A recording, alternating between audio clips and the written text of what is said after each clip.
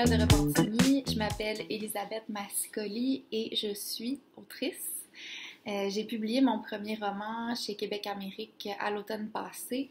Ça s'appelle La bouche pleine et c'est un roman dans lequel on peut suivre Camille, qui est une mi-vingtenaire montréalaise qui essaie de naviguer les eaux plutôt troubles de son présent, tant au niveau social que professionnel qu'amoureux, et elle aura bien des déboires, elle n'aura pas facile. Et je pense que c'est un livre qui peut toucher des gens qui se retrouvent dans cette situation-là, donc des femmes mi-vingtenaires qui essaient juste de passer au travers cette période-là qui peut être assez tumultueuse. Mais j'ai aussi eu des commentaires de gens qui se trouvent complètement pas dans cette tranche d'âge-là ou dans ce moment de vie-là. Donc, des gens plus âgés, des hommes.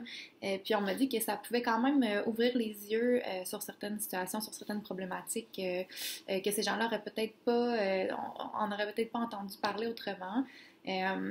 Donc, je pense que c'est un livre qui s'adresse à tous. J'espère, en tout cas, que plein de différentes paires de yeux vont tomber là-dessus. Fait que c'est ça. Donc, mon premier roman. Et puis, en plus d'être autrice, qui est quand même tout nouveau dans ma vie, je suis à la base une journaliste de formation. Je suis journaliste pigiste, donc je travaille pour plein de différentes publications, mais je travaille principalement avec le magazine Elle Québec, avec qui je collabore depuis plusieurs années. Mais je suis présentement rédactrice en chef adjointe de la publication. Ça me remplit vraiment de bonheur, c'est vraiment cool. On est une magnifique équipe. Et puis le Elle, c'est une institution tant au Québec que partout ailleurs dans le monde. C'est une grande, grande famille et ça me fait vraiment plaisir d'en faire partie. Ce qui est bien aussi, c'est que je continue donc d'être une journaliste à la pige, donc je peux choisir différents mandats et ça me permet d'explorer un nombre incroyable de sujets. Et j'ai l'immense chance de pouvoir choisir justement les assignations que j'ai envie de prendre. Et ça me permet d'écrire sur une tonne de choses, certaines qui me touchent plus, certaines qui me touchent un peu moins de près, mais avec lesquelles je réussis toujours à apprendre plein de trucs. Je me spécialise dans les pièces un peu plus longues de société, donc je parle souvent par exemple de féminisme, de rapport au corps, de santé, de culture populaire, donc ça va un peu dans tous les sens, mais moi c'est ce que j'adore en fait, ça me permet d'être plus polyvalente puis de toujours continuer d'apprendre sur plein de sujets de société. Et puis, c'est ça, donc au quotidien, j'écris des articles, mais présentement, j'écris mon deuxième livre.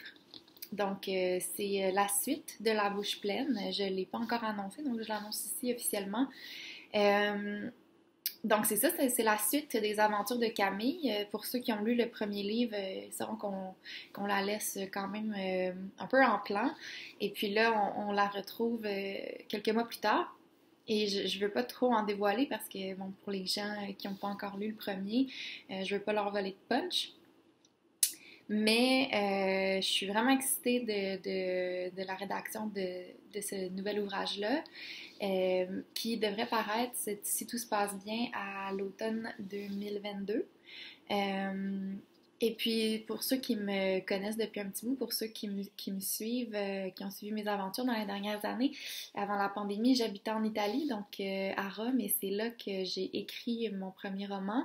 Et puis là, je m'en vais officiellement, là, je viens juste de l'annoncer, je m'en vais finir mon deuxième livre à Rome, donc j'y retourne. J'étais revenue ici pour cause de pandémie, mais là, je retourne dans mon pays d'accueil et je m'en vais me laisser porter par les beaux paysages romains et le très très bon café.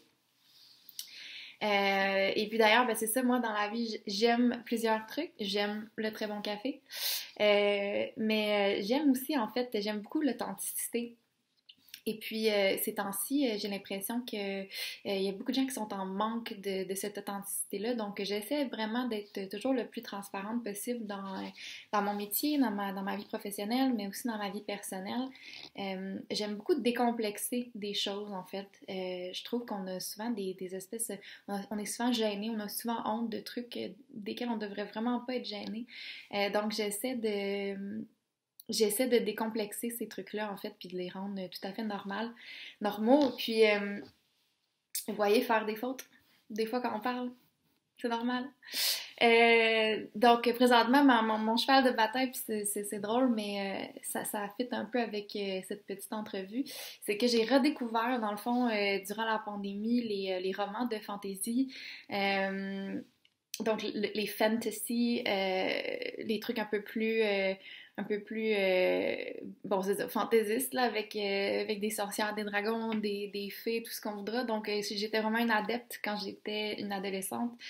Puis j'ai laissé ça de côté pendant des années parce que bon, on a comme cette impression-là que c'est une littérature qui est pas sérieuse, tu sais, qui est un peu jugée en fait. Puis durant la pandémie, j'avais tellement besoin d'échapper à la réalité que j'ai repigé dans ces livres-là et puis je suis encore complètement tombée sur le charme. Il y a vraiment des autrices.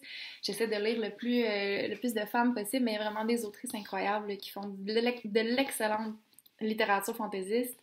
Et puis, j'en parle beaucoup sur mes réseaux sociaux. Puis, j'ai plein de gens qui m'ont écrit pour me dire que eux aussi, ils avaient abandonné cette tranche-là de la littérature et puis que ça leur a donné envie, dans le fond, de se replonger dans ces livres-là, un peu comme on le faisait quand on avait 14, 15, 16 ans. Et puis ça fait vraiment du bien à l'âme, en fait, parfois de lire, de lire pour se laisser porter par une histoire qui nous enlève, qui nous emporte dans une réalité tout autre.